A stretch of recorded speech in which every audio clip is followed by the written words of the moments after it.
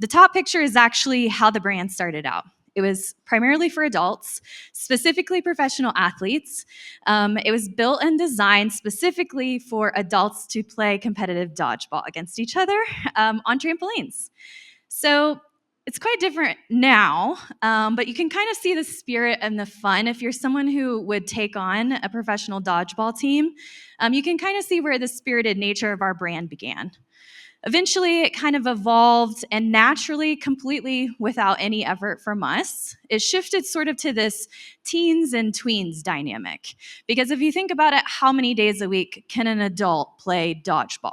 I mean, most of us are working Monday through Friday, so that pretty much rules out the whole week until the weekend. So for the business to survive, it just organically evolved. I think teenagers were naturally gravitating towards the environment, and that just sort of started shifting the dynamic on its own. It wasn't intentional with the brand, it was very organic. So that shift started to call the attention of the leadership. And kind of, I think when the leadership first started thinking about how are we gonna uniform the brand, create some things that will help us just understand our customers more. That work kind of started in 2019. Pretty well into the journey, given that if you've been to Sky Zone, you know that we're a very data-rich company. Before you ever set foot in our arena, before you ever do anything with Sky Zone, we know everything about you because we make you fill out a waiver beforehand. So for that whole time, that data was essentially just sitting, not being used, not being deployed, and not being churned for any insights that would be useful to the brand, particularly to the marketers. We took the first look at that data in 2019, and what we started seeing was there was an active shift aging down our customer demographic. In our world, we serve two different customers. Our customer is the millennial mom, and our guest is her child, who's probably 12 and under.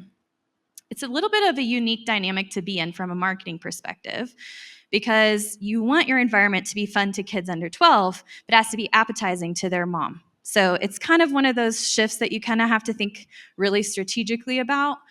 One of the other things that I think was a little bit surprising to us is that we realized a lot of our data was telling us that parents were bringing multi-age children with them.